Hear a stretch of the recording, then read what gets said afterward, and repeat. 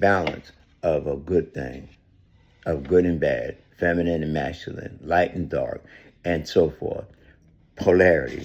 Now, we live in a world of polarity, but a lot of us don't understand that we live in a world of polarity, meaning what is one thing is the opposite of the other.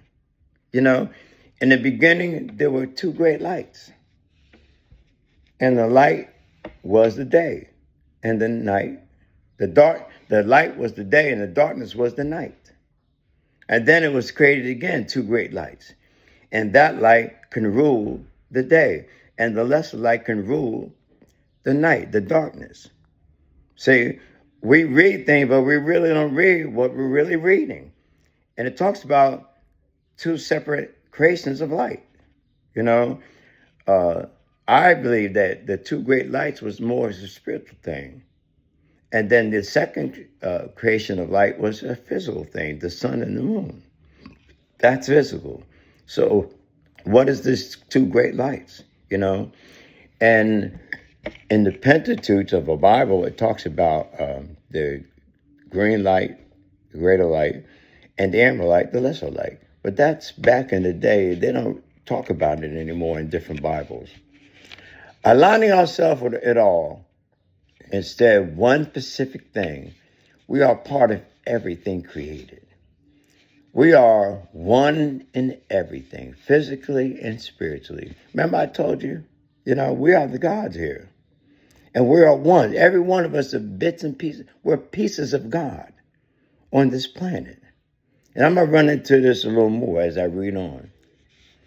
The reason purpose is needed is because so many of us have been conformed to partial truths. See, we've been lied to. And some of us might say, oh, I ain't no fool.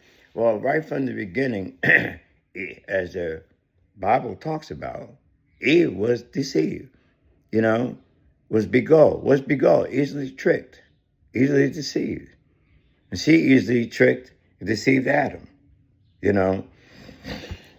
So there are truths, and then there's partial truth. You shall not die, but you shall be wise like gods. Okay?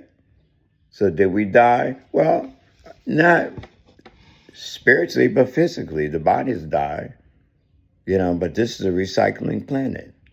And then we ate of the tree of knowledge of good and evil, and we started to learn things, know the truth, what is right, what is wrong.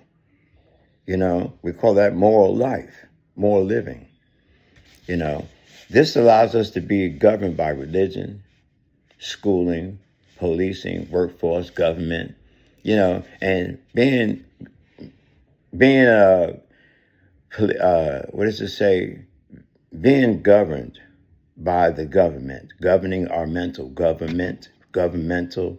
They're governing the way we think, and they do this through school. In school, we spent 8 hours in the classroom just sitting there, being compliant, learning what they tell us to learn, and doing what they tell us to do, and being obedient to the teacher.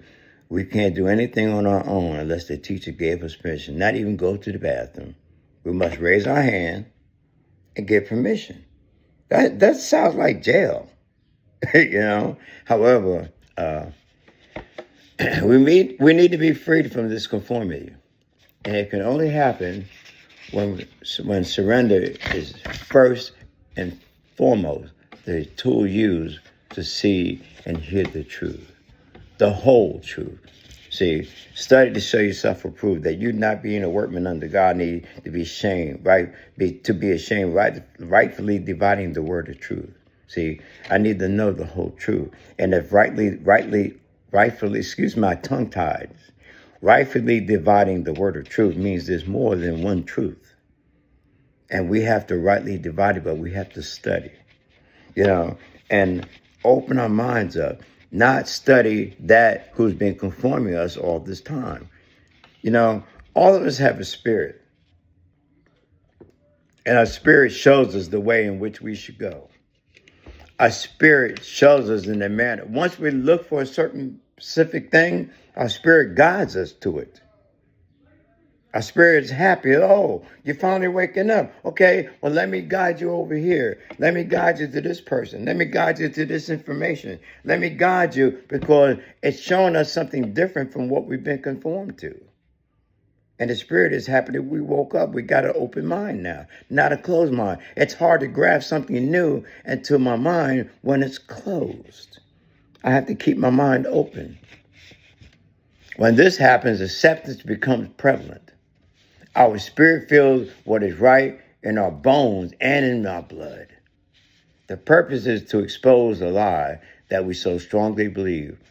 Perseverance, willingness, courage, effort are tools I must use to carry this message. So I must stay steadfast in what it is that I'm doing. I must have courage because there's going to be a lot of people that don't agree with anything that I'm saying. Mostly it's because they themselves are not understanding the conformity they've been in. I've been in the same conformity as everyone else.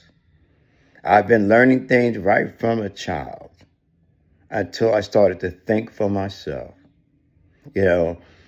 and once I started thinking for myself, I started to understand that some things seem different from what they told me, Now, everybody believes what they want to believe, Like there are people that believe that we're on a planet, a globe, a spinning sphere.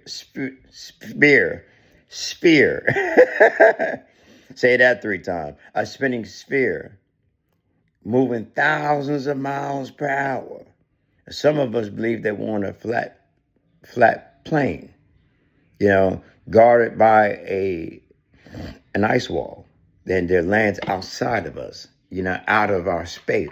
This is our space, and we believe that there are lands outside outer space. And why is it when we say outer space, we look up, and that's upper space? Anyway, that's something else to talk about. My expression is needed for others to have clarity. This is why early in my life, cancer happened in my throat to stop my purpose. Loneliness of relationship which is still happening to distract my emotions from my purpose. Awareness has been escalated so I can stay the course. So there's a lot of things. Once I started realizing what my purpose was, a lot of things started happening. I had throat cancer, and I was talking like this. And because of the radiation, it destroyed my salivatory glands. Yeah, I had no spit. So that's why you always see me drinking water. Excuse me one moment. I could drive real fast. I lost the 2 major salivatory glands here, and I have what is called the lingual gland under the chin. When you're in the light, you see somebody talking, you see little sprinkles of spit. That's the lingual gland. That's all I got. So, it tried to stop me,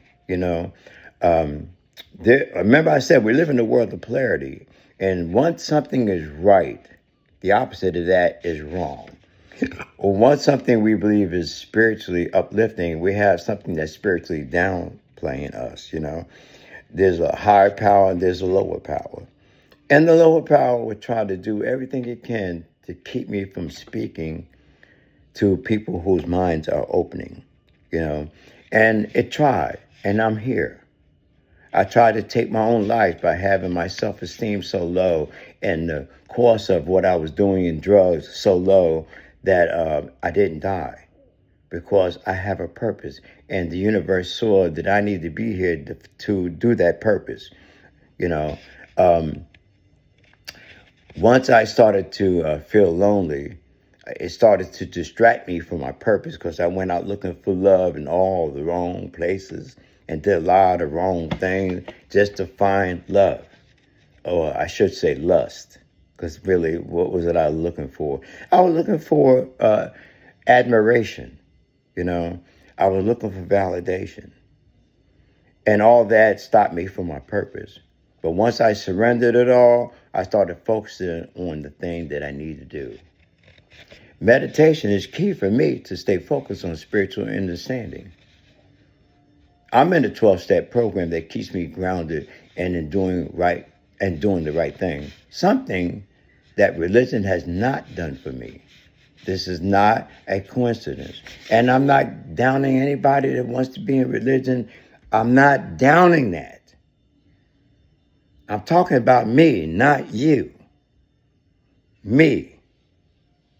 I'm in a 12-step program that leads me to a power greater than myself. I call God. You know, but there's a lot of things in religion that I was the one in religion professing the name of Jesus Christ. I was the one. Until I started learning some things a little bit different. You know?